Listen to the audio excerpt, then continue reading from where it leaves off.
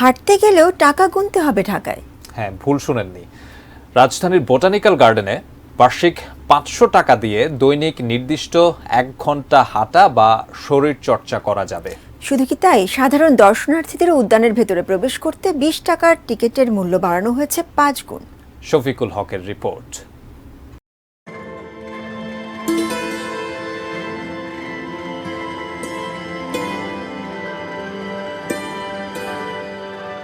দুর্লভ প্রজাতির উদ্ভিদ, বৈচিত্র্যময় পাখপাখালি, জীববৈচিত্র্যের এক অপার ভূমি মিরপুরের জাতীয় উদ্ভিদ উদ্যান বা বোটানিক্যাল গার্ডেন। বৃষ্টি ভেজা ছুটির সকালে যেন অনেকটাই অপরিচিত মনে হতে পারে এই উদ্যান, কারণ টিকিটের মূল্য 5 গুণ বৃদ্ধির পর বোটানিক্যাল গার্ডেনে আসার আগ্রহ হারিয়েছেন অনেকেই। সবচেয়ে বেশি সমস্যায় পড়েছেন শিক্ষার্থী ও নিয়মিত ভ্রমণ পিপাসুরা।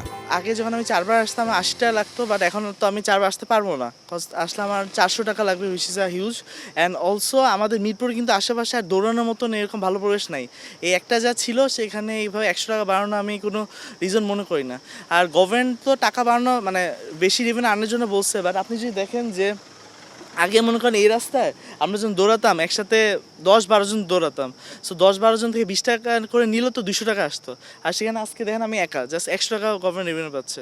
সো কোয়ান্টিটিটা তো কমে যাতে রেভিনিউ অবভিয়াসলি ফল করছে। সো এটা অবভিয়াসলি একটা মানে রাইট ডিসিশন না এভাবে 100 টাকাটা বাড়ানো। আর ঢাকা যেভাবে আমাদের নগরায়ণ হচ্ছে সেখানে একটা পার্ক আমাদের আছে, সেখানে এইভাবে এত বাড়ানো এটা অবভিয়াসলি অযৌক্তিক। সো আমি আমাদের মন্ত্রীকেও মানে আবেদন করব যে যেন সে অবভিয়াসলি এটা কমানোর জন্য উদ্যোগ নেয়। 20 সব কিছুর দাম বাড়ছে ঠিক আছে বাড়াক, বাট 30 টাকা ইটস ফাইন, বাট একবারে 5 টাইমস বাড়ানো ইটস রিয়েলি মানে ডিসঅ্যাপয়েন্টিং। আগে আসতাম আপনার 20 টাকা দিয়ে, এখন আপনার আশা লাগতেছে 100 টাকা দিয়ে। এটা আমাদের পক্ষে অনেকটা বেশি না? যদি 50 টাকা হতো তাহলে একটা মানা যেত না। 50 টাকা 100 টাকা তো আমাদের মতো সাধারণ মানুষ জনপ্রতি আসতে পারে না, কারণ আমরা এখানে কাছে আসতে দেখে বাচ্চাদের নিয়ে আমরা ঘুরতে আসতে পারি। এখন 100 টাকা করে আমাদের পক্ষে এটা তো অনেক জুলুম হয়ে যেতেছে। তাদের এখানে আমাদের আশা পড়বে না, কারণ এটা শুধু আমার প্রতি না, সবারই প্রতি এটা একটা জুলুম হয়ে যেতেছে। প্রতিদিন সকালবেলা আসতাম, অফিসের আগে এসে হয়তো 1 ঘন্টা 1.5 ঘন্টা জগিং করে যেতাম, কিন্তু এখন হঠাৎ করে আজকে আসলাম, এসে যখন দেখলাম 20 টাকা থেকে 100 টাকা, যেটা কিনা আমার কাছে মনে হচ্ছে অনেকটাই বেশি। কারণ আমি রমনা পার্কেও গিয়েছি, রমনা পার্কে যদি আপনি যান দেখবেন যে ওইখানে লেকের হচ্ছে বোট আছে, তারপর জগিংয়ের জন্য ইনস্ট্রুমেন্ট আছে। এখানে কিন্তু তেমন কোনো আলাদা ফ্যাসিলিটি নাই, জাস্ট শুধু আপনি নেচারে হাঁটবেন, ঘুরবেন, ফিরবেন, এতটুকু পর্যন্তই। এখন কি ভেবে নিচ্ছেন যে আর ঢুকবেন না, বা কি প্রত্যাশা, কি বলবেন? এরকম থাকলে এটা তো এফোর্ড করা সম্ভব না। দেখেন আগে 20 টাকা ছিল, সেখানে আমি সপ্তাহে আমার খরচ হতো মাত্র 100 থেকে 140 টাকা, সেখানে এখন হচ্ছে খরচ হয়ে যাবে 700 টাকা। এক সপ্তাহে 700 টাকা খরচ করা কিন্তু এটা অনেকের জন্য অনেক কষ্টকর। আমরা আগে প্রত্যেক সপ্তাহ আসতাম 20 টাকা করে টিকিট, এখন আমরা আয়সা দেখি কি 50 টাকার টিকিট, আমরা 100 টাকা দিয়া 2টা টিকিট দিছে, আমাদের ঢুকিয়ে দিছে। উদ্যানে ঢুকতে 6টি ক্যাটাগরিতে নতুন করে প্রবেশ ফি নির্ধারণ করা হয়েছে। আগে দর্শনার্থীদের প্রবেশ ফি 20 টাকা থাকলেও এখন তা বেড়ে দাঁড়িয়েছে 100 টাকায়। বেড়েছে শিক্ষা সফরে আসা দর্শনার্থীদের টিকিটের দামও। এছাড়া সকালে যারা শরীরচর্চা বা হাঁটতে আসেন তাদের এখন বাৎসরিক কার্ড পদ্ধতিতে গুনতে হবে 500 টাকা করে, যা দিয়ে তারা প্রতিদিন নির্দিষ্ট সময়ে 1 ঘন্টা অবস্থান করতে পারবেন। শুক্রবারের তুলনায় অনেক লোক কম, আর টিকিটের হার বাড়ছে। আপনার যেহেতু 100 টাকা 50 টাকা হয়েছে, কিছু লোক ফিরে গেছে, কিছু লোক ঢুকছে, যাদের সামর্থ্য আছে তারা ঢুকছে। হঠাৎ করে বাড়ছে, আমরা ব্যানার টানা দিছি, কর্তৃপক্ষ আমাদের দিয়েছে, আমরা ব্যানার টানা দিছি। একটা সময় আমরা দেখতে পেয়েছি গার্ডেনে প্রচুর পরিমাণে অসামাজিক কার্যক্রম চলতো। রিসেন্টলি লাস্ট কয়েক বছর যাবত এটা আগে থেকে খুব কমে এসেছে।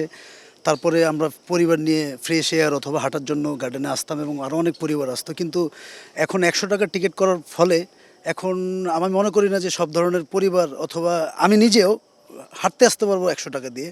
তো এর বিনিময়ে কী হবে? এর বিনিময়ে অসামাজিক কার্যক্রম আরও বাড়বে গার্ডেনে। তো আপনারা নিজেরা তখন মিডিয়ায় আপনারা এসে বলবেন যে গার্ডেনে অসামাজিক কার্যক্রম হচ্ছে। তো এখানে তো কোনো কিছু সমাধান হলো না, এটা তো একটি ঝামেলাকে আর একটি বড় ঝামেলায় রূপান্তরিত করা। এটা সম্পূর্ণ অযৌক্তিক, এটা চেঞ্জ করা উচিত। 20 টাকার ভাড়া হঠাৎ করে 100 টাকা হয়েছে। এই 20 টাকার ভাড়া 100 টাকা হওয়ার কোনো কারণ নেই। এখানে না চিড়িয়াখানা আছে, না রমনা পার্কের মতো কোনো জিনিস আছে। প্রবেশ ফি বাড়ানোর কারণে দর্শনার্থীর সংখ্যাও কমেছে। 20 টাকা থেকে 100 টাকা হওয়াতে কিছু দর্শনার্থী কম, আর কমবেই, 20 টাকা থেকে 100 টাকা তো হওয়ার এটা হয় না। যদি 50 টাকা করতে পারতো, 40 টাকা করতে পারতো, যেমন চিড়িয়াখানা হলো 50 টাকা, তাতে এখন মানুষ আইসা গার্ডেনে না ঢুকে চিড়িয়াখানা চলে যাচ্ছে। আমাদের ব্যবসায়িক দিক দিয়ে ক্ষতি হচ্ছে আর কি। সরকারের উচিত ছিল এটা একটা না 100 টাকা করা ঠিক হয়নি আর কি। আমাদের ইজারা হলো 1 বছরের জন্য, জুলাই থেকে জুন। এবার আমরা টেন্ডার দিয়েছি 3,07,00,000, ব্যাট ট্যাক্স মিলে 4,70,00,000 টাকা।